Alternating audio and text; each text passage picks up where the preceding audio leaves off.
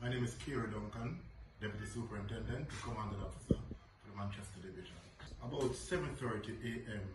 today, there was a motor vehicle collision along the Sedberg main road in the Christiana police area. From information received, a underfit, which was being driven by a female officer and another occupant, was traveling towards Spalding when a Range Rover was traveling in the opposite direction, overtook a line of traffic and collided in the front section of the underfit.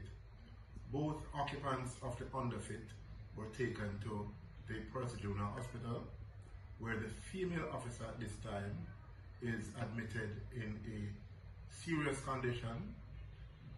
Based on the sensitivity of this accident, I am not able to provide any further details at this time. However, you will be updated accordingly.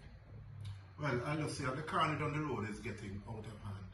So I want to make this appeal to persons who are traveling along the roadway, that it is proven time and time again that speeding and improper overtaking are the main contributing factors to accidents.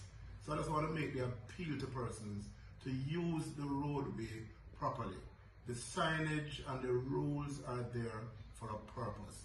It is to ensure our own safety. Right, so about 7 a.m. this morning, a Honda Fit driven by a female was proceeding towards Christiana along Sedberg Main Road near to Homewood High School when a Range Rover went to the right of the road, approaching in the opposite direction, and collided head-on with it.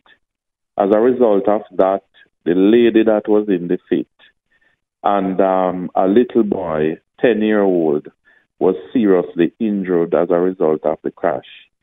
Unfortunately, the 10-year-old has died, and the lady is very seriously injured.